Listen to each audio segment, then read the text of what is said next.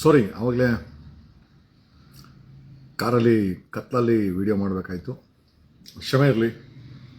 But update ಕೊಡಲೇಬೇಕಾಗಿತ್ತು, ಯಾಕಂದರೆ ವಾಟ್ಸಪ್ಪಲ್ಲಿ ಒಂದು 5,000ಕ್ಕೂ ಹೆಚ್ಚು ಜನ ಏನು ಅಪ್ಡೇಟ್ ಆಗಿದೆ ಅಂತಂದಿದ್ರು. ಸೊ ಹಂಗಾಗಿ I just stop my vehicles and ಆವಾಗಲೇ ಕತ್ತಲಲ್ಲೇ ಅಪ್ಡೇಟ್ ಕೊಡಬೇಕಾಯಿತು. ಬಿಕಾಸ್ ಲಾಟ್ ಆಫ್ ಕಾಲ್ಸ್ ಬರ್ತಾಯಿತ್ತು ಅಪ್ಡೇಟ್ ಏನಾಗಿದೆ ಅಂತ. ಒಂದು, ಈ ಜನತಾ, ಕಾಂಗ್ರೆಸ್, ಈ BJP ಮೂರು ಪಕ್ಷ ಏನಿದ್ದಾರೆ, ಒಂದು ತೀರ್ಮಾನ ಮಾಡ್ಕೊಂಡಿತ್ತು. ಕಾಂಗ್ರೆಸ್ ಅವರು SIT ರಚನೆ ಮಾಡಲ್ಲ, ಆಪೋಸಿಷನ್ ಕೇಳಲ್ಲ, JDS ಅವರು ಇದ್ರ ಬಗ್ಗೆ ಮಾತಾಡಲ್ಲ ಅಂತ. ಏನು ಈ ಕೊಲೆಗಳ ಬಗ್ಗೆ ಅವ್ರು ಒಂದೊಂದು ಗೊತ್ತಿತ್ತು. ಸರ್ಕಾರದ ಕೈಲಿ ಪ್ರೆಷರ್ ಹಾಕ್ಸಿ ಮಾಡಿಸೋಂಥ ಹೋರಾಟಗಾರರು ಅಥವಾ ಆ ಗತ್ತಿರೋರು ಯಾರು, ಮೂರು ಪಾರ್ಟಿಯವರು ಕೇಳಲ್ಲ ಅಂದಮೇಲೆ SIT ಆಗೋದೇ ಇಲ್ಲ. ಬಟ್ ಅವರ ಊಹೆ ಸುಳ್ಳಾಯಿತು.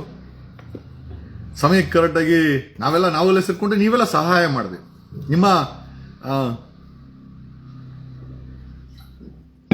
ನಿಮ್ಮ ಪ್ರತಿಯೊಂದು ಮೆಸೇಜು, ಕಮೆಂಟು, ನಿಮ್ಮ ಆಕ್ರೋಶ, ಜನರಲ್ಲಿದ್ದಂಥ ಪಲ್ಸು, ಆಮೇಲೆ ಇವರೆಲ್ಲ ಸಾಕಷ್ಟು ಪ್ರಯತ್ನ ಪಟ್ಟರು ಈ ಒಂದು ಇಶ್ಯೂನ ಡೈವರ್ಟ್ ಮಾಡಲಿಕ್ಕೆ. ಮಾದಾಯಿ ತಗೊಂಬಂದ್ರು. ಇವತ್ತು ಅಷ್ಟೇ ದರ್ಶನ್ ವಿಚಾರನೂ ಅದೇ ಥರ ಹೇಳ್ತಾ ಇದ್ರೆ ಇಟ್ಸ್ ಓಕೆ, ನೋ ಪ್ರಾಬ್ಲಮ್. ರಮ್ಯಾಗ್ ಬೈದಿದ್ದನ್ನ ಅಥವಾ ಅವ್ನು ಚಾಕು ಇತ್ತಿದ್ದನ್ನ ಡೈವರ್ಷನ್ ಅಂತ ಹೇಳಕ್ ಹೋಗಲ್ಲ. ಅದು ಕೂಡ it's a part of our programme. ಅದು ಕೂಡ ಸಮಾಜದ ಒಂದು ಘಾತಕ ವಿಚಾರನೆ. ಅದಕ್ಕೆ ನಾವು ಅಷ್ಟು ಇಂಪಾರ್ಟೆನ್ಸ್ ಕೊಡಕ್ ಹೋಗಲ್ಲ. ಸರ್ಕಾರ ಅವ್ರ ಮೇಲೆ ಕ್ರಮ ಮಾಡಲಿ. ಇವತ್ತು ಸಡನ್ ಅಶೋಕ ಬಂದು ಅಲ್ಲಿ ನಮಗೆ ಪ್ರೆಸ್ ಮೀಟ್ ಮಾಡ್ತಾನಂತಂದ್ರೆ ಇದು ಹಿಂದಿರುವಂತ ಸತ್ಯನ ನೀವು ಅರ್ಥ ಮಾಡ್ಕೊಳ್ಬೇಕು. ಈ ಮೂರು ಪಕ್ಷಗಳಿಗೆ ಗೊತ್ತಿತ್ತು SIT ಆಗಲ್ಲ ಅಂತ. ಇವ್ರು ಮೂರು ಪಕ್ಷಗಳು ಗೊತ್ತಿತ್ತು ಈ ಕೊಲೆಗಳಿಗೆ ಯಾವುದೇ ರೀತಿಯ ಒಂದು ದಿಕ್ಸೂಚಿ ಸಿಗಲ್ಲ ಅಂತ, ಈ ಕೊಲೆಗಳಿಗೆ ನ್ಯಾಯ ಸಿಗಲ್ಲ ಅಂತ ಈ ಮೂರು ಪಕ್ಷಗಳಿಗೆ ಗೊತ್ತಿತ್ತು. ಆಮೇಲೆ ಇಂಟರ್ನಲಿ ಮೂರು ಪಕ್ಷಗಳು ಒಂದು ಅಂಡರ್ಸ್ಟ್ಯಾಂಡಿಂಗ್ ಅಲ್ಲಿ ಇದ್ದಾರೆ. ಈ ಕೊಲೆಗಾರರನ್ನ ಬಚಾವ್ ಮಾಡದೆ ಮೂರು ಪಕ್ಷಗಳ ಕೆಲಸ. 90% of this people they are sold out. Okay, ಒಂದು ವಿಚಾರ, ಮೂರು ಪಕ್ಷ ಚೆನ್ನಾಗಿ ಗೊತ್ತಿತ್ತು SIT ಆಗಲ್ಲ ಬಿಡ್ರಿ, ಅಲ್ಲೇನೋ ಒಂದು FIR ಆಯ್ತು ಅಂತಂದ್ರೆ. ಆಮೇಲೆ ಇವರೆಲ್ಲ BJP ಅವರೆಲ್ಲ ಅಪಪ್ರಚಾರ ಹೇಗ್ ಮಾಡಿದ್ರು ಅಂತಂದ್ರೆ, ಅವನ ಭೀಮನ ಎಲ್ಲಿಂದೋ ಬುಲ್ಡೆ ಎತ್ಕೊಂಡ್ಬಂದಿದ್ದಾನೆ ನೋಡಿ, ಬೇಕಾದ್ರೆ ತೋರ್ಸು ಅಂತ ಹೇಳಿದಾಗ ಅವ್ನು ತೋರ್ಸೋದೇ ಇಲ್ಲ ಅಂತ. ಬಟ್ ಇವತ್ತು ಆ ಥರ ಆಗ್ಲಿಲ್ಲ. SIT ರಚನೆ ಆಯ್ತು. SIT ರಚನೆ ಆಗದೇ ಇಲ್ಲ ಅಂತದನ್ನ SIT ರಚನೆ ಮಾಡಿಸಿದ್ವಿ. ಇಲ್ಲಿಂದ ಡೆಲ್ಲಿವರೆಗೂ ಹೋಯ್ತು ಮ್ಯಾಟ್ರು, ರಾಹುಲ್ ಗಾಂಧಿವರೆಗೂ ಹೋಯ್ತು, ಇನ್ನು ಅಂತಾರಾಷ್ಟ್ರೀಯ ಮಾಧ್ಯಮಗಳಿಗೆ ಹೋಯ್ತು. ರಾತ್ರಿ 3 ಗಂಟೆಗೂ ಲೈವ್ ಮಾಡಿದ್ದೀವಿ, ರಾತ್ರಿ 11 ಗಂಟೆಗೂ ಲೈವ್ ಮಾಡಿದ್ದೀವಿ. ಬಟ್ ಸರ್ಕಾರನ ಬಿಡದೆ ಚೇಸ್ ಮಾಡಿದ್ದೀವಿ. ರಾಷ್ಟ್ರೀಯ ಮಾಧ್ಯಮಗಳ ಕೈಲಿ ಮಾತಾಡಿಸಿ ಆಲ್ಮೋಸ್ಟ್ ಎಲ್ಲಾ ಮಾಧ್ಯಮಗಳು ಧರ್ಮಸ್ಥಳದ ಈ ಇನ್ಸಿಡೆಂಟ್ ಬಗ್ಗೆ. ಬಟ್ ಅವ್ರು ಯಾರ ಮೇಲೆ ಇಂಜೆಕ್ಷನ್ ತಗೊಂಬರಕ್ಕೆ ಈ ವಿರೋಧಿಗಳಿಗೆ ಯಾರಿಗೂ ತಾಕತ್ತಿಲ್ಲ. ಅಂತಾರಾಷ್ಟ್ರೀಯ ಮಾಧ್ಯಮಗಳ ಮೇಲೆ ಇವ್ರಿಗೆ ಇಂಜೆಕ್ಷನ್ ಯಾರ ಮೇಲೂ ತಗೊಂಬಂತಿಲ್ಲ. ಎಲ್ಲ ಲೋಕಲ್ ಯೂಟ್ಯೂಬರ್ಸ್ ತಗೊಂಬಂದ್ರು. ಇವರ ಊಹೆಗೂ ಮೀರಿ ಜನರ ಆಕ್ರೋಶ, ಜನರ ಪ್ರೆಷರು SIT ರಚನೆಗೆ ಬಿತ್ತು. ಕಾಂಗ್ರೆಸ್ ಸರ್ಕಾರ ಸರೆಂಡರ್ ಆಯ್ತು, SIT ರಚನೆ ಮಾಡ್ತು. ವಿರೋಧ ಪಕ್ಷಗಳಿಗೆ ಹುಚ್ಚಿಟ್ಕೊಂಡ್ರು, SIT ಮಾಡ್ಬಿಟ್ರಲ್ಲೋ, ಸಿಕ್ಕಾಕೊಂಡ್ಬಿಡ್ತಾರೆ ನಮ್ ಗ್ಯಾಂಗು ಅನ್ನೋದು ಅಶೋಕನ ವಿಚಾರ. ಆಮೇಲೆ ನಮಗೆ ಬಂದ ವಿಚಾರ SITಯನ್ನ ದಬಾಯಿಸ್ಲಿಕ್ಕೆ ಇದೇ ಅಶೋಕನ್ ಟೀಮು ಕೆಲಸ ಮಾಡಿದ್ರು. ವಿರೋಧ ಪಕ್ಷದವರು ಅಂದ್ರೆ ಏನು ಕೆಲಸ ಮಾಡಕ್ಕೆ SIT ತಾನೆ, ನಿಮ್ ಪಾಡಿಗಿರಿ. ಬಟ್ ಆದರೆ ಪ್ರತಿ ಒಂದು ಮೂಮೆಂಟ್ ಅನ್ನು ಕೂಡ ಪದೇ ಕೆದಕಿ ಮಲ್ಕೊಂಡಿದ್ದೀರಾ, ಮಂಗ್ಳೂರ್ಗೆ ಯಾಕೆ ಹೋರ್ರಿ, ಏನೋ ಬೆಳ್ತಂಗಡಿಲಿ ಯಾಕೆ ಆಫೀಸ್ ಮಾಡಿಲ್ಲ, ಅಲ್ಲಿ ನಂಬರ್ ಯಾಕೆ ಹಾಕಿಲ್ಲ, ಯಾಕೆ ಅಡ್ರೆಸ್ ಇಲ್ಲ. SIT ರಚನೆ ಆದ ಮೇಲೆ ಇವತ್ತು ಆಕ್ಟಿವ್ ಮಾಡಲಿಕ್ಕೆ SITಯನ್ನು ಕಳೆದ 5 ದಿವಸದಿಂದ ಕಾಡಿದೀವಿ. ಸೊ ಇವತ್ತು ಆಕ್ಟಿವ್ ಆಗೋಯ್ತು. ಯಾವ ವ್ಯಕ್ತಿನ ಡಮ್ಮಿ ಅಂತಂದ್ರೋ ಅವನ್ ಕರ್ಕೊಂಡೋಗಿ ಎಲ್ಲಿ ತಗೊಂಡೋಗಿ ನೇತ್ರಾವತಿ ನದಿ ಪಕ್ಕದಲ್ಲಿರೋ ಕಾಡಲ್ಲೇ ಅವನ್ ಎತ್ಕೊಂಡ್ಬಂದಿದ್ದ ತಲೆಬುಲ್ಡೆನ. ಆ ತಲೆಬುಲ್ಡೆ ಎಲ್ಲಿ ಎತ್ಕೊಂಡ್ಬಂದಿದ್ದ, ಆ ಸ್ಕೆಲಿಟನ್ ಎಲ್ಲಿ ಎತ್ಕೊಂಡ್ಬಂದಿದ್ದ, ಜಾಗನ ತೋರಿಸ್ದ, ಮಾರ್ಕಿಂಗ್ ಮಾಡಿದ್ರು, ಮಾಜರ್ ಮಾಡಿದ್ರು. ಇಟ್ಸ್ ನಾಟ್ ಓನ್ಲಿ ಅಬೌಟ್ ಅವ್ನ್ ಬುಳ್ಳೆ ತಗೊಂಡ್ಬಂದಿದ್ದು. ಇನ್ನು 15-20 ಶವ ಹೂತಿಟ್ಟಿರೋ ಜಾಗಗಳನ್ನ ತೋರಿಸೋದಂತೆ, ಇಲ್ಲಿ ಊತಿದ್ದೀನಿ ಅಂತ. ಅದಕ್ಕೆಲ್ಲ GPS ತಗೊಂಡು ಅವುಗಳನ್ನ ಕೂಡ ಮಾರ್ಕ್ ಮಾಡ್ಕೊಂಡಿದ್ರೆ ನಾವು ಈಗ ಕೋರ್ಟ್ಗೆ ಪರ್ಮಿಷನ್ ತಗೊಳ್ಬೇಕು, ತಗೊಂಡೋಗಿ ಕೋರ್ಟ್ಗೆ ಹಾಕ್ಬೇಕು. ನೀವು ಅನ್ಕೊಂತೀರಾ ಇಷ್ಟು ಒಳ್ಳೆ ಕೆಲಸ ಆಗ್ಬೇಕಾದ್ರೆ ಈ ಒಳ್ಳೆ ಕೆಲಸಕ್ಕೆ ಸಹಾಯವಾಗಿ ನಿಂತ್ಕೊಳ್ಬೇಕಾದಂತ ವಿರೋಧ ಪಕ್ಷದವರು ಇವತ್ತು ಯಾಕೆ ಪ್ರೆಸ್ ಮೀಟ್ ಮಾಡಿದ್ರು? That's a point. ಇವನು ಹೇಳ್ತಾನೆ ಅಶೋಕ, ಪ್ರಗತಿ ಪರ್ರೋ. ನಾವು ಪ್ರಗತಿ ಪರ್ರೋ, ಪರ್ರೋ, ಒಟ್ಟಿನಲ್ಲಿ ಪರ್ರು ನಾವು. ಯಾರು ಪರ್ರು? ಕೊಲೆಗಾರಾಗಿರೋ ಪರ್ರು. ನೀನ್ ಯಾರು ಪರನಾ? ನೀನ್ ಯಾರು ಪರನ? ನಿನ್ ಗ್ಯಾಂಗ್ ಯಾರು ಪರ? ರವಿ ಯಾರು ಪರ? ಓಟಿ ರವಿ ಯಾರು ಪರ? ವಿಶೇಷ ಭಟ್ ಯಾರು ಪರ? ಕಿರಿಕೀರ್ತಿ ಯಾರು ಪರ? ಪವರ್ ಟಿವಿ ರಾಕೇಶ್ ಶೆಟ್ಟಿ ಯಾರು ಪರ? ಸೊ ನಾವು ಪ್ರಗತಿ ಪರ, ನೀವು ಕೊಲೆಗಾರರ ಪರ.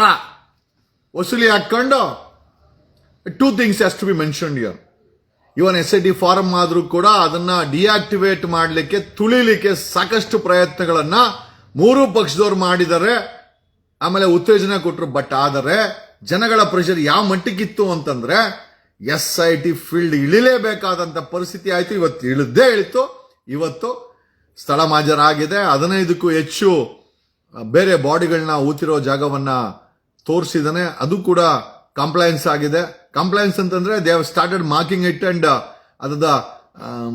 ಅದರದ ಜಾಗ್ರಫಿಕಲ್ ಎಲ್ಲಿ ಹಾಕಿದ್ದಾರೆ ಅಂತೇಳಿ ಅವ್ರು ಮಾರ್ಕಿಂಗ್ ಮಾಡಿಕೊಂಡು ಈಗ ಕೋರ್ಟ್ಗೆ ಸಬ್ಮಿಟ್ ಮಾಡ್ತಾರೆ. ಕೋರ್ಟ್ ಇಂದ ಎಕ್ಸುಮೇಷನ್ ಆರ್ಡರ್ ಸಿಕ್ತು ಅಂದ್ರೆ ಫಸ್ಟ್ ಒಂದು ಚನಿಕೆ ಬಿತ್ತು ಎಕ್ಸುಮೇಷನ್ ಮಾಡಕ್ಕೆ ಬರ್ದಿಟ್ಕೊಳ್ಳಿ. ಅದನ್ನ ಸ್ಟಾಪ್ ಮಾಡಕ್ಕೆ ಇವರೆಲ್ಲ ಪ್ರಯತ್ನ ಪಟ್ಟರು, ಅದು ಸ್ಟಾಪ್ ಆಗಲ್ಲ ಅನ್ನಿಸ್ತಾ ಇದೆ. ಬಟ್ ಒಂದಂತೂ ನಮ್ಗೆ ಅರ್ಥ ಆಗ್ತಾ ಇದೇನು ಅಂತಂದ್ರೆ, ಈ ವಿರೋಧ ಪಕ್ಷದ ಬಿಜೆಪಿ ಅಶೋಕ ಆಂಡ್ ಗ್ಯಾಂಗು ಒಂದು SIT ಮಾಡದೆ ಇದನ್ನು ಮುಚ್ಚಕ್ಕೆ ಪ್ರಯತ್ನ ಬಿದ್ರು. SIT ಅವರ ಕೈ ಮೀರಿ ದೊಡ್ಡ ಮಟ್ಟಕ್ಕೆ ಹೋಯ್ತು. SIT ರಚನೆ ಆಗೇ ಆಯ್ತು. ಮಾಡಿಸಿದ್ವಿ. ಅದು ಅವನೊಬ್ಬ ವಿರೋಧ ಪಕ್ಷದ ನಾಯಕನಲ್ಲ, ನಾನು ವಿರೋಧ ಪಕ್ಷದ ನಾಯಕ ಅಲ್ಲ, ನೀವ್ಯಾರೋ ವಿರೋಧ ಪಕ್ಷದ ನಾಯಕಲ್ಲ, ನೀವು ಯಾರೋ ಗ್ರಾಮ ಪಂಚಾಯತಿ ಮೆಂಬರ್ ಅಲ್ಲ, ಸಾಮಾನ್ಯ ಜನ ಸೇರ್ಕೊಂಡು ಧ್ವನಿಯಾಗಿ ಒಗ್ಗಟ್ಟಾಗಿ ಒಂದು ಗಟ್ಟಿ ಧ್ವನಿ ಮಾಡಿ ಮಾಧ್ಯಮಗಳ ಮುಖಾಂತರ, ಸೋಷಿಯಲ್ ಮೀಡಿಯಾ ಮುಖಾಂತರ we ensured SIT was formed for the justice. ತದನಂತರ ಹುಟ್ಟಿಕ್ಕೆಕ್ಕಿದೆ SIT ಏನೋ ಫಾರ್ಮ್ ಆಯ್ತು. SIT ನಲ್ಲಿ ಅಲ್ಲೂ ಕೂಡ ತಕರಾರುಗಳು ಬಂತು. ನಾನು SIT ನಲ್ಲಿ ಇರಲ್ಲ, ಅವರೆಲ್ಲ ಪ್ರೆಷರ್ ಜಾಸ್ತಿ ಅಂತೇಳಿ ಅಲ್ಲೂ ಕೂಡ ಒಂದು 2-3 ಜನ ಕೈ ಬಿಡಕ್ ಬಂದ್ರು. ಬಟ್ ಅಲ್ಲೂ ಕೂಡ ಪ್ರೆಷರ್ ಆಯ್ತು. ಯಾರು ಆ ಬಾಯಿ ಮುಚ್ಕೊಂಡು ಏನೋ ಧರ್ಮಸ್ಥಳಕ್ಕೆ ಹೋದ್ರು, ಆಟ ಆಡೋಕೆ ಹುಚ್ಕೊಂಡ್ರು, ಮಂಗ್ಳೂರ್ಗೆ ಹೋಗೋದಂತೆ. ರಾತ್ರಿ ಹೊತ್ತು ಮಂಗಳೂರು ಮಲ್ಕೊಳ್ಳೋದಂತೆ, ಮತ್ತೆ ವಾಪಸ್ ಬರೋದಂತೆ. 4-5 ದಿವಸ ಮಾಡಿದ್ರು. ಆಮೇಲೆ ಅದ್ರ ಮೇಲೆ ಪ್ರೆಷರ್ ಹಾಕಿದ್ದಕ್ಕೆ ಸತತ 15-16 ಗಂಟೆ ಅವನನ್ನ ವಿಚಾರಣೆ ಮಾಡಿ, ಭೀಮನ ವಿಚಾರಣೆ ಮಾಡಿ ಇವತ್ತು ಫೀಲ್ಡ್ ಇಳಿದ್ರು. ಇವತ್ತು ಫೀಲ್ಡ್ ಅಲ್ಲಿ ಎಲ್ಲಿಂದ ಎತ್ಕೊಂಬಂದ ಸ್ಕೆಲಿಟನ್ ಅದನ್ನ ಹೇಳಿದಾನೆ. ಆ ಮಜ್ಜರನ್ನ ಮಾಡಿದ್ದಾರೆ. They have deployed more than 4-5 platoon ಹಾಕಿದಾರಂತೆ ವಿತ್ AK-47 ಅದೇ SLR LMGಗಳನ್ನ ಕೊಟ್ಟು ಅಲ್ಲಿ ಈಗ ಕಾಡು ನಾವ್ ಹೇಳದ ಹಾಗೇನೆ ದೇ ಹ್ಯಾವ್ ಸೆಕ್ಯೂರ್ಡ್ ಏನೋ ಆ ಎಂಟೈರ್ ಏನೋ ಬಾಡಿಗಳನ್ನ ಊತಿದ ಜಾಗನ ಸೆಕ್ಯೂರ್ ಮಾಡಿದ್ದಾರೆ, ಸೀಲ್ ಮಾಡಿದ್ದಾರೆ. ನಾವ್ ಹೇಳಿದ್ವಲ್ಲ ಸೀಲ್ ಮಾಡಬೇಕು ಅಂತ, ಸೀಲ್ ಮಾಡಿದ್ದಾರೆ. They have sealed the area of crime. ಹೆಣಗಳನ್ನ ಊತಾಗದಂತ ಜಾಗವನ್ನ ಸೀಲ್ ಮಾಡಿದ್ದಾರೆ. They have deployed the security. ಇದನ್ನು ಕೂಡ ಹೇಳಿದ್ವಿ, ಅಡಿಷನಲ್ ಸೆಕ್ಯೂರಿಟಿ ತಗೊಂಬಂದು ಹಾಕಬೇಕು with a gunman. We have to seal the area. They have done it. ಆಮೇಲೆ ಇವತ್ತು ಬರೀ ಅವನು ಊತ ಹಾಕಿದ್ದ, ಅವನು ಎತ್ಕೊಂಬಂದಿದ್ದಲ್ಲ, ಬೇರೆ ಎಲ್ಲೆಲ್ಲಿ ಊತ ಹಾಕಿದಾನೆ ಒಂದು 10-15 ತೋರಿಸಿದಾನೆ. Okay, and this people have recorded it. ಅದನ್ನ ಮಾರ್ಕ್ ಮಾಡ್ಕೊಂಡಿದ್ದಾರೆ. ಅದರ ಡೀಟೇಲ್ಸ್ ಸ್ಯಾಟಿಸ್ಫ್ಯಾಕ್ಟರಿ ಅಪೀಲ್ ಅನ್ನ ಕೋರ್ಟ್ ಮುಂದೆ ಹಾಕ್ತಾರೆ. ಕೋರ್ಟ್ ಅದನ್ನ ಪರಿಗಣಿಸಿ ಆದೇಶ ಮಾಡುತ್ತೆ. ಬಾಡಿಗಳನ್ನ ಹೊರಗಡೆ ತೆಗಿಲಿಕ್ಕೆ ಅದನ್ನ ಎಕ್ಸುಮೇಷನ್ ಅಂತಾರೆ. ಸೊ ಎಕ್ಸುಮೇಷನ್ ಪ್ರೋಸೆಸ್ಗೆ ಕೋರ್ಟ್ ಆದೇಶ ಆಗಿದ ತಕ್ಷಣ ಮತ್ತೆ ಫೀಲ್ಡ್ ಇಳಿತಾರೆ. ಆ ಹೆಣಗಳನ್ನ ಹೊರಗಡೆ ತೆಗಿತಾರೆ. ಬರೀ 15 ಅಲ್ಲ, ಅವನ ಪ್ರಕಾರ 1000ಕ್ಕೂ ಹೆಚ್ಚು, ನಮಗಿರೋ ಮಾಹಿತಿ ಪ್ರಕಾರ 3000ಕ್ಕೂ ಹೆಚ್ಚು ಹೆಣಗಳನ್ನ ಇವನು ಊತಿದ್ದಾನೆ. It is not 1000. ಅವನಿಗೆ ಲೆಕ್ಕಾಚಾರ ಕೂಡ ಗೊತ್ತಿಲ್ಲ. That's a biggest problem. ಅವನು ಊತಿರೋ ಅಂತ ಹೆಣಗಳು 3000ಕ್ಕೂ ಹೆಚ್ಚು ಅನ್ನೋದೊಂದು ಮಾಹಿತಿ ಇದೆ. ಅಲ್ರಿ, ನಾವಿಷ್ಟೆಲ್ಲ ಸತ್ತಿರೋ ಹೆಣ್ಮಕ್ಳ ಬಗ್ಗೆ ಮಾತಾಡ್ತಾ ಇದ್ದೀವಿ. ಹೊಟ್ಟೆಗೆ ಕಸ ತಿನ್ನೋ, ಗೊಬ್ಬರ ತಿನ್ನೋ ವಿರೋಧ ಪಕ್ಷದವರು ಪ್ರೆಸ್ ಮೀಟ್ ಮಾಡಿ ಕೊಲೆಗಾರರ ಪರವಾಗಿ ಇನ್ಫ್ಲೂಯೆನ್ಸ್ ಮಾಡ್ತಾರೆ ಮಾಧ್ಯಮದ ಮುಖಾಂತರ. ಇವ್ರುಗಳಿಗೆ ಯಾವ್ದ್ರಲ್ಲಿ ಪೂಜೆ ಮಾಡ್ತೀರಾ ನೀವೇ ಡಿಸೈಡ್ ಮಾಡ್ಕೊಳ್ಳಿ. ಅಶೋಕ ಅಂಡ್ ಟೀಮ್ಗೆ ನೀವು ಯಾವ್ದ್ರಲ್ಲಿ ಪೂಜೆ ಮಾಡ್ತೀರಾ ನೀವೇ ಡಿಸೈಡ್ ಮಾಡ್ಕೊಳ್ಳಿ. ಒಬ್ಬ ಸಾಮಾನ್ಯ ಮನುಷ್ಯರು ಸರ್ಕಾರದ ಮೇಲೆ ಪ್ರೆಷರ್ ಹಾಕಿ SIT ರಚನೆ ಮಾಡಿ SIT ತಗೊಂಬಂದು ಆ ಭೀಮನ ಆ ಕಂಪ್ಲೇಂಟ್ಗೆ ಉತ್ತೇಜನ ತುಂಬಕ್ಕೋಸ್ಕರ ಬರೀ ಭೀಮನ್ ಕೈಯಲ್ಲಿ ಅಥವಾ ಯಾರೋ 4 ಜನ ಆ ಲಾಯರ್ಸ್ ಕೈಲಿ ಆಗ್ತಾ ಇರ್ಲಿಲ್ಲ. ಫೀಲ್ಡ್ಗೆ ಇಳಿದಿದ್ದು, ಸಾರ್ವಜನಿಕರು ಧ್ವನಿ ಎತ್ತಿದ್ದು ಈ ಸಮೂಹ, 6 ಕೋಟಿ ಕನ್ನಡ ಸಮೂಹ. ನಾವು ಪ್ರಗತಿಪರರಂತೆ, ನಾವೇನು ಟೆರರಿಸ್ಟ್ಗಳ? ಇವ್ರು ಯಾರು? ನಾವು ಹೆಣ್ಣು ಮಕ್ಕಳ ಪ್ರಾಣ ಹೋಗಿರೋದಕ್ಕೆ ನ್ಯಾಯ ಕೊಡು ಅಂತ ಕೇಳಿದ್ರೆ ಇವನು ಪ್ರಗತಿಪರರು, ಒಳ್ಳೆ ಟೆರರಿಸ್ಟ್ ತರ ಹೇಳ್ತಾನೆ. ಇವ್ರು ಕೊಲೆಗಾರರ ಪರವಾಗಿ ನಿಂತವರಲ್ಲ. ಈ ವಿಶ್ವೇಶ್ವರ ಭಟ್ಟ, ಪವರ್ ಟಿವಿ ರಾಕೇಶ, ಇವನ್ ಯಾರೋ ಕಿರಿಕ್ ಕೀರ್ತಿ, ಅವನ್ ಯಾರೋ ವಸಂತ್ ಗಿಳಿಯಾರು, ಇವರು ಎಂಟೈರ್ ಆಪೋಸಿಷನ್ ಅವರು ರೆಸ್ಕ್ಯೂ ಮಾಡಕ್ಕೆ. ಆಪೋಸಿಷನ್ ಹತ್ರ 2 ಆಪ್ಷನ್ ಇದೆ ಈ ಕೇಸನ್ನ ಮುಚ್ಚಾಕ್ಲಿಕ್ಕೆ, ಈ ಕೇಸನ್ನ ದಿಕ್ಕು ತಪ್ಪಿಸ್ಲಿಕ್ಕೆ 2 ಆಪ್ಷನ್ ಇದೆ. ಒಂದು, SIT ಬಗ್ಗೆ ಅಪಪ್ರಚಾರಗಳನ್ನ ಮಾಡದೆ ಈ ರೀತಿ ಹಿಂದೂ ಮುಸ್ಲಿಂ ಅಂತ ಅಪಪ್ರಚಾರ ಮಾಡಿ, ಒಂದು ಅದ್ರಲ್ಲಿ ಅವ್ರು ಸಕ್ಸಸ್ಫುಲ್ ಆಗಲ್ಲ. ಇವತ್ತೇ ಅಶೋಕ ಫುಲ್ 90 ಪಟ್ಕೊಂಡು ಮಲ್ಕೊಂತಾನೆ, ನಂಗೆ ಚೆನ್ನಾಗಿ ಗೊತ್ತಿದೆ, ಅವನ ಕೈಯಲ್ಲಿ ಕ್ರ್ಯಾಕ್ ಮಾಡಕ್ ಆಗಲ್ಲ. ಒಂದು. 2ನೇ ಪಾಸಿಬಿಲಿಟಿ ಏನು ಅಂತಂದ್ರೆ, ವಾಟ್ ಇಸ್ ಸೆಕೆಂಡ್ ಪಾಸಿಬಿಲಿಟೀಸ್ ಅಂದ್ರೆ, ಈ ಕೇಸಲ್ಲಿ ದಿಕ್ ತಪ್ಸಕ್ಕೆ ಇದನ್ನ ಮಾಡೇ ಮಾಡ್ತಾರೆ. ಬಿಜೆಪಿಯವರು, ಸೆಂಟ್ರಲ್ ಗೌರ್ಮೆಂಟ್ ಅಲ್ಲಿ ಬಿಜೆಪಿ ಇದೆ, ಈ ಬಿಜೆಪಿಯವರು ಡೆಫಿನೆಟ್ಲಿ ಮಾಡೇ ಮಾಡ್ತಾರೆ. ಯಾಕೆ ಅಂತಂದ್ರೆ ಆ ಆರೋಪಿಗಳ ಹತ್ರ ಬೇಜಾನ್ ಮಿಂಡ್ರಕುಟ್ ಕಾಸಿದೆ, 1000 ಕೋಟಿ ಕಾಸಿದೆ. ಇವುಗಳಿಗೆ ಬಿಸಾಕ್ತಾರೆ, ಬಿಸ್ಕೆಟ್, ಬ್ರೀಫ್ ಕೇಸ್ ಬಿಸಾಕ್ತಾರೆ. ಒಂದು ಪಾಸಿಬಿಲಿಟಿ, ಅಕಸ್ಮಾತ್ ಇದೇ ಸ್ಪೀಡ್ ಅಲ್ಲಿ ಹೋಯ್ತು ಅಂತಂದ್ರೆ 100% ಆರೋಪಿಗಳನ್ನ ದೇಶ ಬಿಡ್ಲಿಕ್ಕೆ ಇದೇ ಅಶೋಕ, ಇದೇ ಬಿಜೆಪಿಯವರು ಹೆಲ್ಪ್ ಮಾಡ್ತಾರೆ. ಬರ್ದಿಟ್ಕೊಳ್ಳಿ, ದೇ ವಿಲ್ ಹೆಲ್ಪ್. ಆರೋಪಿಗಳನ್ನ ದೇಶ ಬಿಟ್ಟು ಹೋಗ್ಲಿಕ್ಕೆ ಖಂಡಿತವಾಗಿ ಹೆಲ್ಪ್ ಮಾಡ್ತಾರೆ. ಒಂದು, SIT ಬಗ್ಗೆ ಅಪಪ್ರಚಾರ ಮಾಡಿ SIT ನ ಡ್ಯಾಮೇಜ್ ಮಾಡಕ್ಕೆ ಒಂದು ಪ್ರಯತ್ನ ಇದೆ. ಬಟ್ ಇವತ್ತು ಅಶೋಕ ಅಂಡ್ ಟೀಮ್ಗೆ ಬ್ಯಾಕ್ ಫೈರ್ ಆಗಿದೆ. ಖಂಡಿತವಾಗಿ ಇದ್ರ ಬಗ್ಗೆ ಇನ್ಮೇಲೆ ಅವ್ರ ತಲೆ ಕೆಡಿಸ್ಕೊಳಲ್ಲ. ಯಾಕೆ ಅಂತಂದ್ರೆ ಜನ ಆಲ್ರೆಡಿ ಕ್ಯಾಕರ್ಸ್ ಉಗಿತಾ ಇದಾರೆ ಅಶೋಕನ. ಯಾಕಂದ್ರೆ SIT ಅವನೇನ್ ಮಾಡ್ಸಿಲ್ಲ, SIT ನ ಆಕ್ಟಿವೇಟ್ ಅವನೇನ್ ಮಾಡಿಲ್ಲ. ಆಮೇಲೆ ಅವನು ಯಾರು ಕಂಪ್ಲೇಂಟ್ ಕೊಟ್ಟಿದ್ದ, ಅವನು ಬಂದ, ತೋರಿಸ್ದ, ಇನ್ನೂ 10 ಎಲ್ಲ ಊತ ಹಾಕಿರೋದು ನೇತ್ರಾವತಿಯ ಅಕ್ಕಪಕ್ಕದಲ್ಲೇ ಅವನು ಊತ ಹಾಕವನೆ. ಸೊ ಎಂಟೈರ್ ಏರಿಯಾನ ಸೀಲ್ ಮಾಡಬೇಕಾಗಿದೆ, ಮಾಡಿದ್ದಾರೆ. ಈಗ ಆರೋಪಿಗಳಿಗೆ ಅಥವಾ ಯಾರ ಮೇಲೆ ಗುಮಾನಿ ಇದೆ ಅವ್ರ ಹತ್ರ 2 ಪಾಸಿಬಿಲಿಟೀಸ್ ಇದೆ. ಒಂದು, ಸರೆಂಡರ್ ಆಗಿ ಜೈಲ್ಗೆ ಹೋಗೋದು, ಇದು ಎಸ್ಟಾಬ್ಲಿಷ್ ಮಾಡ್ತಾ, ಇಲ್ಲ ದೇಶ ಬಿಟ್ಟು ಓಡೋಗೋದು. ದೇಶ ಬಿಟ್ಟು ಓಡೋಬೇಕು ಅಂದ್ರೆ ಅವ್ರ ಹತ್ರ ಸಾಕಷ್ಟು ದುಡ್ಡಿದೆ. ಏನ್ ಮಾಡೋದು? ಮೋಸ್ಟ್ ಪ್ರಾಬಲಿ ಅದಕ್ಕೆಲ್ಲ ರೂಟ್ ಹುಡುಕಿರ್ತಾರೆ. ಒಂದು ಪಾಸಿಬಿಲಿಟೀಸು. 2ನೇ ಪಾಸಿಬಿಲಿಟೀಸು, ಕೇಂದ್ರ ಸರ್ಕಾರ ಬಿಜೆಪಿ ಇರೋದ್ರಿಂದ, ಇವನು ಅಶೋಕ ಅಂತ ಇರೋದ್ರಿಂದ ಖಂಡಿತವಾಗಿ ಅವರು ದೇಶ ಬಿಟ್ಟು ಹೋಗುವಂತ ಮ್ಯಾಕ್ಸಿಮಮ್ ಚಾನ್ಸಸ್ ಇದೆ ಅಂತ ನನಗನ್ನಿಸ್ತಾ ಇದೆ, ನನ್ನ ಒಳ ಮನಸ್ಸು ಅನ್ನಿಸ್ತಾ ಇದೆ. ಅಥವಾ ಸರೆಂಡರ್ ಆಗ್ಬೋದು ಅಥವಾ ಅರೆಸ್ಟ್ ಮಾಡ್ಬೋದು ಅನ್ನೋ ಪಾಸಿಬಿಲಿಟಿ ನೋಡಿದ್ರೆ ಐ ಡೋಂಟ್ ಥಿಂಕ್ ಸೊ. ಅವ್ರು ಅರೆಸ್ಟ್ ಆಗೋವ್ರಿಗೆ ಇರ್ತಾರೆ ಅಂತ ನನಗೆ ಯಾವುದೇ ನಂಬಿಕೆ ಅಂತೂ ಖಂಡಿತ ಇಲ್ಲ ಅಂತ ಹೇಳುತ್ತಾ, whatever it is there, ಒಂದು ಡಿರೇಲ್ ಮಾಡ್ಲಿಕ್ಕೆ ವಿರೋಧ ಪಕ್ಷ ಕೈ ಕೊಟ್ಕೊಂಡು ಕೂತ್ಕೊಂಡಿದೆ. ನೀವು ಯಾರೋ ಅಶೋಕನ ಮಾತು ಕೇಳಲ್ಲ ಅಂತ ಗೊತ್ತು. ಯಾಕಂದ್ರೆ ಅಶೋಕ SIT ರಚನೆ ಮಾಡಲಿಲ್ಲ. ಇವತ್ತು ಇಲ್ಲಿವರೆಗೂ ಆಕ್ಟಿವೇಟ್ ಆಗಿರೋದು ಎಲ್ಲ ಸಾಮಾನ್ಯ ಜನರ ಪ್ರೆಷರು, ನಮ್ಮಂತವರ ಗಟ್ಟಿ ಧ್ವನಿ, ಒಂದಷ್ಟು ಜನರ ವಿಡಿಯೋಸು, ಒಂದಷ್ಟು ಜನ ಮೇಲೆ OS 339 ಜನರ ಮೇಲೆ ಸ್ಟೇ ಆರ್ಡರ್ ತಗೊಂಬಂದು, ಎಕ್ಸ್ಪಾರ್ಟಿ ಸ್ಟೇ ಆರ್ಡರ್ ತಗೊಂಬಂದು ಮಾಡ್ತಾ ಇದ್ದಾರೆ. ಇವತ್ತು ಹಿಯರಿಂಗ್ ಇತ್ತು, ಆ OSದು ಇವತ್ತು ಅಬ್ಜೆಕ್ಷನ್ಗೆ ಆವತ್ತು ನಮ್ಮವರು ಕೂಡ AP ರಂಗನಾಥ್ ಮತ್ತೆ ಪ್ರದೀಪ್ ಸಾಕಷ್ಟು ಜನ ಅಪಿಯರ್ ಆದ್ರು ಆ ಸಿವಿಲ್ ಸೂಟ್ಗೆ. ಒಂದಂತೂ ನಿಜ, ಇದೇ ಸ್ಪೀಡ್ ಅಲ್ಲಿ, ಇದೇ ಟ್ಯಾಲೆಂಟ್ ಅಲ್ಲಿ SIT ಹೋದ್ರೆ ಖಂಡಿತವಾಗಿ ವಿತಿನ್ 15 ಡೇಸ್ ಆರೋಪಿಗಳಿಗೆ ಬೇಡಿ ಹಾಕ್ಬೋದು, ಅವ್ರಿಗೆ ಹ್ಯಾಂಡ್ ಕಫ್ ಹಾಕಿ ಜೈಲಿಗೆ ಕರ್ಕೊಂಬಂದು ಬಿಡಬಹುದು. ಇದೇ ಸ್ಪೀಡು, ಇದೇ ಟ್ಯಾಲೆಂಟು, ಇದೇ ಇಂಟಗ್ರಿಟಿನ SIT ಮೇಂಟೈನ್ ಮಾಡಿದ್ರೆ, ಅವನು ಯಾರು ಕಂಪ್ಲೇಂಟ್ ಕೊಟ್ಟಿದ್ನೋ ಅವನು ಊತ ಹಾಕಿದ ಬಾಡಿನೂ ಕೂಡ ನೇತ್ರಾವತಿ ಪಕ್ಕದಲ್ಲೇ ಅಂತ ಆ ಕಾಡಲ್ಲಿ ಅಂತ ತೋರಿಸಿದಾನೆ. ಅದನ್ನು ಕೂಡ ಮಾಜರ್ ಮಾಡಿ ಸೀಲ್ ಮಾಡಿದ್ದಾರೆ. ಈಗ ರೆಹಬಾತ್ 15 ಹೆಣಗಳು ಹುಟ್ಟಿದ ಜಾಗ ಹುಡುಕಿದ್ದಾನೆ. ಅವನು ಹೇಳೋದು 1000ಕ್ಕೂ ಹೆಚ್ಚು ಅಂತ. But already 15 ತೋರಿಸಿದಾನೆ. ಈಗ 15ಕ್ಕೆ ಕೋರ್ಟಿನ ಆದೇಶ ತಗೊಂಬಂದು ಎಕ್ಸಿಬಿಷನ್ ಮಾಡಬೇಕಾಗತ್ತೆ. ಒಂದಷ್ಟು ವಾರ ಸಮಯ ಹಿಡಿಬಹುದು. ಬಟ್ ಒಂದಂತೂ ನಿಜ, ಅಪೋಸಿಷನ್ ಅವರು SITನ ಈ ತನಿಖೆನ ಡಿರೇಲ್ ಮಾಡಲಿಕ್ಕೆ ಅವ್ರು ಸಕಲ ಪ್ರಯತ್ನಗಳನ್ನು ಮಾಡ್ತಾ ಇದ್ದಾರೆ. ಬಟ್ ಯಾರು ಜನ ಅವ್ರ ಮಾತು ಕೇಳ್ತಾ ಇಲ್ಲ. ಅಶೋಕನ್ ಮಾತು, ಬಿಜೆಪಿಯವ್ರ ಮಾತು, ವಿರೋಧ ಪಕ್ಷದ ಮಾತು ಯಾರು ಕೇಳ್ತಾ ಇಲ್ಲ.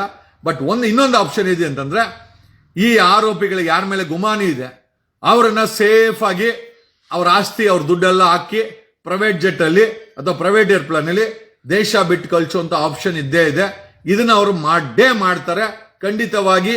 ಏನಾದ್ರೂ SIT ಇವತ್ತಿನ ನಿಯತ್ತನ್ನ ಇನ್ನು ಮುಂದೆವರೆಗೂ ಮೇಂಟೈನ್ ಮಾಡಿ ಎಕ್ಸಿಬಿಷನ್ ಮಾಡಿ ತದನಂತರ they have to start matching ಅವನ ಎವಿಡೆನ್ಸ್ ರೆಕಾರ್ಡ್ ಮಾಡಬೇಕಾಗತ್ತೆ. ಒಂದ್ಸಲ ನಾವು ಎವಿಡೆನ್ಸ್ ರೆಕಾರ್ಡ್ ಮಾಡಬೇಕಾಗತ್ತೆ, ಯಾವಾಗ ಎಂದೇನು ಅಂದಾಜು ಸಮಯದಲ್ಲಿ ಅದೆಲ್ಲ ಮಜರ್ ಮಾಡಬೇಕಾಗತ್ತೆ, DNA ಮತ್ತು ಫಾರೆನ್ಸಿಕ್ ಎಲ್ಲ ಮಾಡಬೇಕಾಗತ್ತೆ. ತದನಂತರ ಖಂಡಿತವಾಗಿ ಆರೋಪಿಗಳಿಗೆ ಬೇಡಿ ಹಾಕುವಂಥ ಸಮಯ ತುಂಬ ಹತ್ರದಲ್ಲಿದೆ.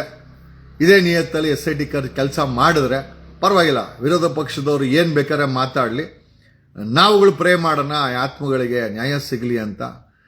ನಿಮ್ಮ ಪ್ರಯತ್ನ ತುಂಬ ದೊಡ್ಡದಿದೆ. SIT ಮಾಡಲಿಕ್ಕೆ ಅಶೋಕ್ನೂ ಬರಲಿಲ್ಲ, JDS ನಿಖಿಲ್ ಕುಮಾರಸ್ವಾಮಿ ಅವ್ರ ಅಪ್ಪನೂ ಬರಲಿಲ್ಲ. ಏನಕ್ಕೆ ನೋಡಿ, ನಿಖಿಲ್ ಕುಮಾರಸ್ವಾಮಿ ನಮ್ಮ ಅಪ್ಪನ CM ಆಗಬೇಕು ಅಂತಾನೆ, ಬಟ್ ಅವ್ರ ಅಪ್ಪನ ಮಾತಾಡಲಿಲ್ಲ, ಅವನು ಮಾತಾಡಲಿಲ್ಲ. ವಿರೋಧ ಪಕ್ಷದವರು SIT ಮಾಡೋಕ್ಕೆ ಏನೂ ಪ್ರೆಷರ್ ಹಾಕಲಿಲ್ಲ. ಈಗ ಮುಚ್ಚಾಕಕ್ಕೆ ಮೋಸ್ಟ್ ಪ್ರಾಬಲಿ ಅಲ್ಲಿರೋ SIT ಅವ್ರಿಗೂ ಕೂಡ ನನಗಿರೋ ಮಾಹಿತಿ ಪ್ರಕಾರ ವಿರೋಧ ಪಕ್ಷವರು ಇನ್ಫ್ಲೂಯೆನ್ಸ್ ಮಾಡಿದ್ದಾರೆ, ಅಲ್ಲಿ ತನಿಖೆ ಮಾಡಬೇಡಿ, ಸುಮ್ಮನೆ SITನಲ್ಲಿ ಆರಾಮಾಗಿರಿ ಅಂತ. SIT ಅವರು ಆ ಪ್ರೆಷರ್ಗೆ ಬಗ್ಲಿಲ್ಲ. ಅದೇ ಕಾರಣಕ್ಕೇನೆ ಇವತ್ತು ಏನೋ SITಗೆ ಪ್ರೆಷರ್ ಬಂದಿದೆ, ಮಾಡಿಬಿಡಿ ಕೆಲಸ ಅಂತ ವಿರೋಧ ಪಕ್ಷದವರು ಮಾಡಿದ್ದಾರೆ. ಬಟ್ ಥ್ಯಾಂಕ್ ಗಾಡ್ ಇವತ್ತು SIT ಅವರು ತಮ್ಮ ಕಾರ್ಯವನ್ನು ಶುರು ಮಾಡಿದ್ದಾರೆ. ಖಂಡಿತವಾಗಿ ಇದೇ ಸ್ಪೀಡಲ್ಲಿ ಹೋಯ್ತು ಅಂದರೆ, ಇದೇ ನಿಯತ್ತಲ್ಲಿ ಹೋಯ್ತು ಅಂತಂದರೆ 15 ದಿವಸದಲ್ಲಿ ಆರೋಪಿಗಳಿಗೆ ಹ್ಯಾಂಡ್ ಕಫ್ ಹಾಕಿ ಜೈಲಿಗೆ ಕಳಿಸೋದಂತೂ 100% ಗ್ಯಾರಂಟಿ ಅಂತ ಹೇಳುತ್ತಾ, ಇಷ್ಟೊತ್ತಲ್ಲಿ ನಾನು ಅವಾಗಲೇ ಕತ್ಲಲ್ಲಿ ಮಾಡಿದೆ, ಅಶೋಕ ಮುಚ್ಕೊಂಡಿರೋ ಬಾಯಿನ. ಓಕೆ, ನಿನ್ನಿಂದ ಏನು SIT ಆಗಿಲ್ಲ, ನಿನ್ನಿಂದ SITನು ಕೆಲಸನೂ ಮಾಡ್ತಾ ಇಲ್ಲ. ಸೆಂಟ್ರಲ್ಲಿ ಕುಡಿಯೋ ನೀರಲ್ಲಿ ಏನೋ ಅಲ್ಲಾಡ್ಸಿದ್ರಂತೆ, ಹಂಗೆ ಯಾಕೋ ಬತ್ತೀಯ ಲೇ ಅಶೋಕ, ಯಾಕೋ ಬತ್ತೀಯ. ಧನ್ಯವಾದಗಳು, ಗುಡ್ ನೈಟ್. ನಮ್ಮ ಎಫರ್ಟ್ಸು, ನಿಮ್ಮ ಮಾತು, ನಿಮ್ಮ ಇಷ್ಟ ಎಲ್ಲ ವರ್ಕೌಟ್ ಆಗಿದೆ. ಆ ಆತ್ಮಗಳಿಗೆ ಶಾಂತಿ ಸಿಗಲಿದೆ. ಯಾಕಂದರೆ SIT ಕೆಲಸ ಮಾಡ್ತಾ ಇದೆ. ಇವತ್ತು ಒಂದು ತಾರ್ಕಿಕ ಅಂತ್ಯಕ್ಕೆ ಬಂದಿದೆ, ಇನ್ನು ಸಾಕಷ್ಟು ಕೆಲಸ ಬಾಕಿ ಇದೆ. ನಾವೆಲ್ಲ ನಂಬಿ ಬದುಕೋಣ SITಯನ್ನು. ಈ ಅಶೋಕ ಅಂತವ್ರನ್ನ ತಲೆ ಕೆಡ್ಸ್ಕೊಳಕ್ಕೆ ಹೋಗ್ಬಿಡಿ. ಧನ್ಯವಾದಗಳು. ಬಟ್ ಒಂದೊಂದು ನಿಜ, ಇವ್ರು ಹ್ಯಾಂಡ್ ಕಫ್ ಹಾಕಕ್ಕೆ ಮುಂಚೆ ದೇಶ ಬಿಟ್ಟು ಓಡೋಗಂತ ಚಾನ್ಸಸ್ ತುಂಬ ಇದೆ. ನೋಡೋಣ, ಕಾದು ನೋಡೋಣ ಏನಾಗುತ್ತೆ ಅಂತ. Thank you.